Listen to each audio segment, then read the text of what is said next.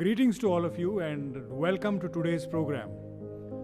As we come to the 9th year of celebrating such a get-together, it seems a good time for all of us to reflect on the year gone by and be grateful for the many blessings that we have received throughout the year.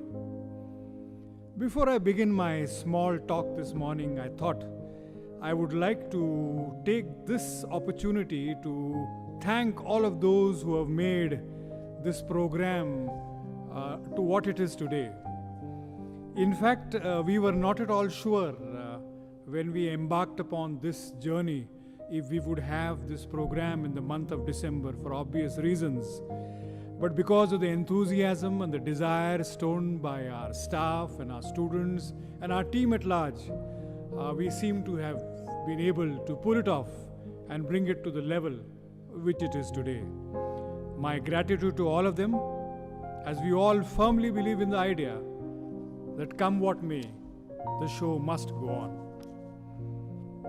To most of us, the last year was a year that was dominated by the COVID-19 pandemic. This not only in our country, but in fact, the entire world. This scenario has forced all of us to take some time off, introspect, and ask ourselves some very vital questions. Questions like, what is it that matters most in our life? What gives us more happiness? And is it time that we all sit back and reset our goals, reprioritize our life, shift the goalposts, so to say? I'm sure on deep introspection, we have all come to realize that it is the little things in life that matter.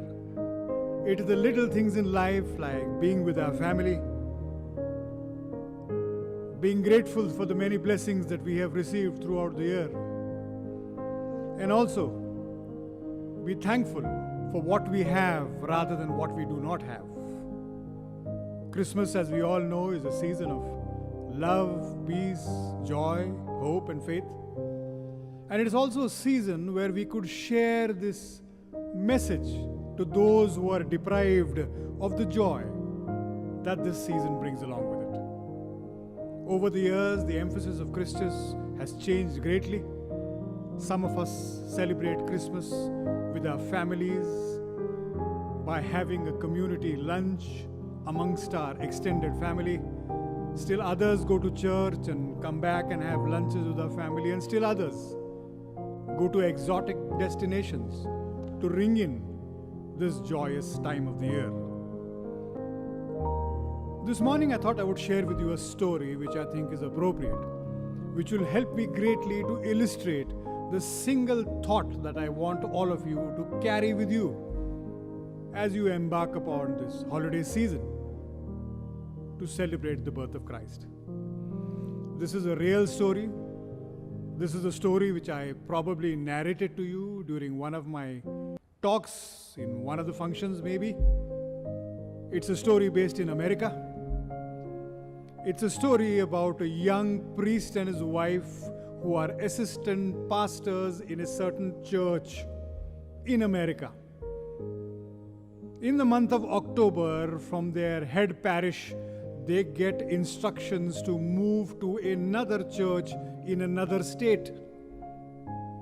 The young couple is greatly excited at the prospect of being a part of a new community, and soon enough pack up and go to their new family, so to say.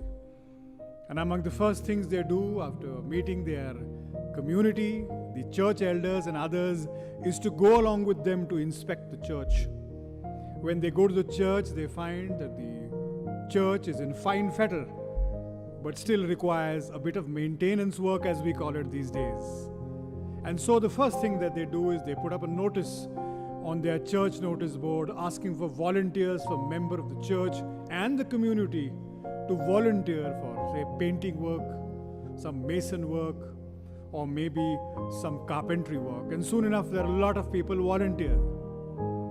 They target that the church be ready for the Christmas Eve service, because each year in this church, they usually would have a gala Christmas service on Christmas Eve, full of joy, worship, and gaiety.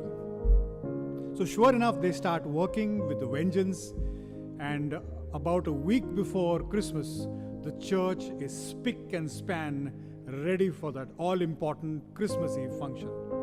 Unfortunately, around the time, the weather department predicts a heavy snowstorm that is going to hit that area.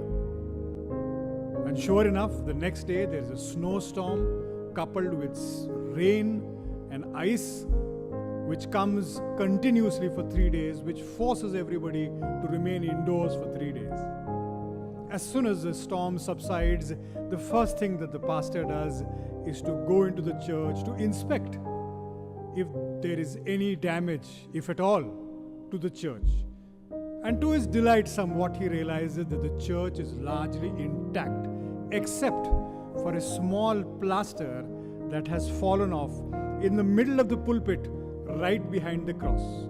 This disappoints him greatly because he is very clear in his mind that it would be virtually impossible for him to repair this plaster within the 2 days that has remained for the Christmas Eve service.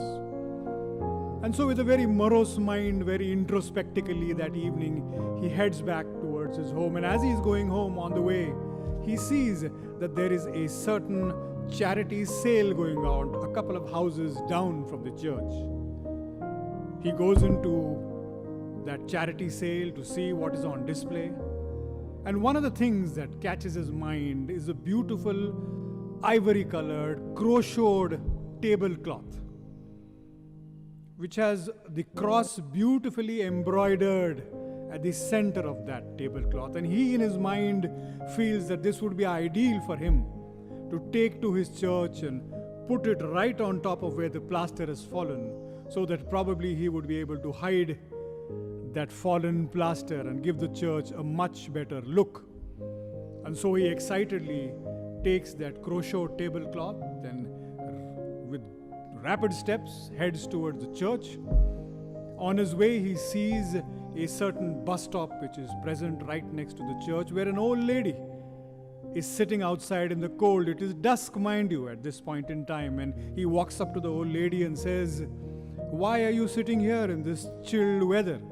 And she says that, "Father, I'm waiting for my bus, which is due to come in about 45 minutes.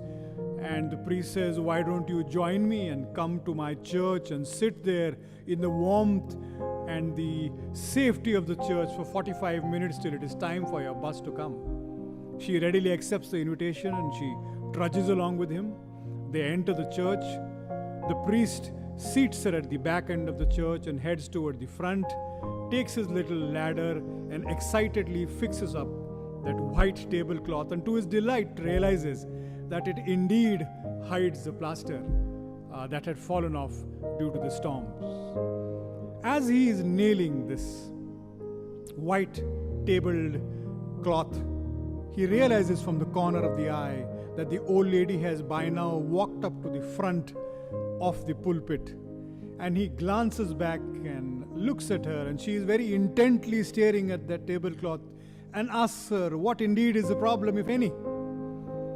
And she says, "I would like you to have a greater look at this tablecloth and tell me what are those initials that are embroidered at the left-hand side lower corner of the tablecloth." And for the first time, the priest notices it and looks to the left-hand side and realizes there are some initials which says EGB. And when he tells it to that old lady, the old lady, in fact, immediately has tears rolling down her eyes and says, "In fact, that is my name. Those are my initials." And she goes on to narrate that more than 45 years ago, she and her husband, who was a successful businessman, would live in Austria. And one fine day during the war, the Nazis invaded Austria and they were forced to take whatever belongings they had and leave the country. It was to save their lives. And she said that her husband, along with her, picked up whatever belongings she had and he brought her to the border and told her to cross over into America with the promise that he would follow her in the next week, having wound up his business, but she said that she never saw her husband since, and later was told that he was captured and put in jail by the Nazis. The priest is indeed taken in by the story and insists that she keep this tablecloth as a souvenir, so to say. But she in turn says no, she would like this to be a souvenir that the church keep for them. So the priest agrees and says that okay, I'll do that, but kindly give me an opportunity to drop you home that evening. So the priest takes the old lady in his car and goes to the other end of town where she lives and drops her off into a small, obscure apartment and ensures that the door is locked and invites her for the Christmas Eve service that they have in their church that year. To cut a long story short, the church has their celebration as they normally do. The Christmas Eve service that they celebrated was one which was with a lot of pomp and gaiety and singing and worshipping, just like they had every year.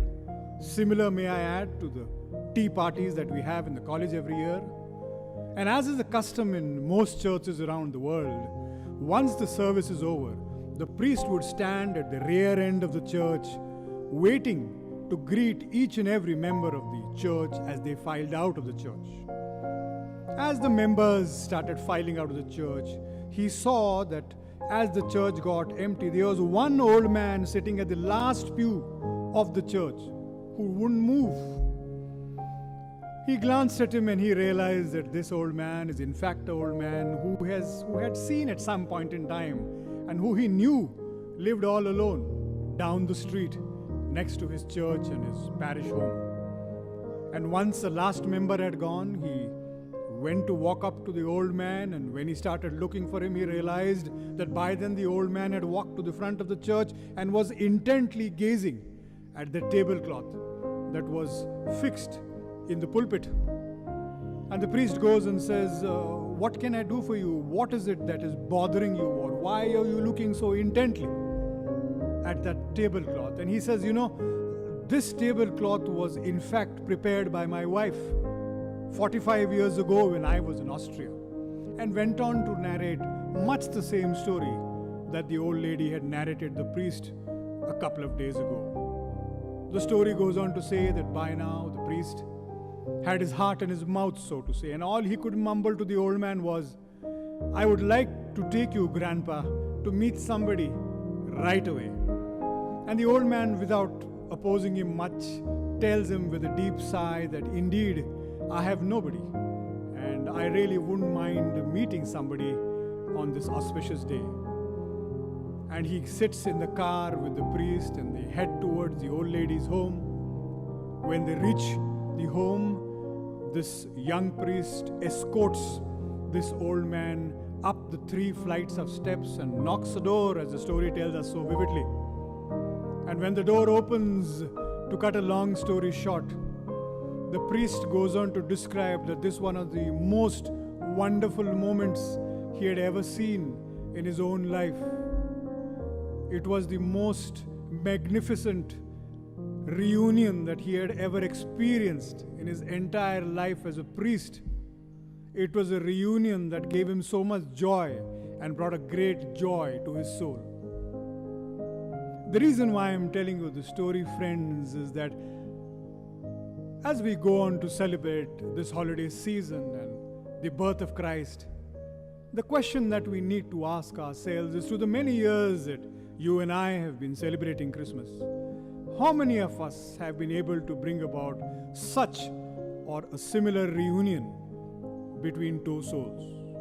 And therefore, as we go on to celebrate the birth of Christ this holiday season, why not make this holiday season more joyful? Why not make this holiday season more fulfilling by helping those who are in need, by spreading this message of joy, however fleeting it might be, into the lives who are alone, who are anguished, who are in pain, who are lonesome, and in doing so hope that the year that lies ahead of us is a blessed one, not only for them, but in each and every one of us. I want to thank you all for taking the time out and being a part of this function. A Merry Christmas and a Happy New Year to you all.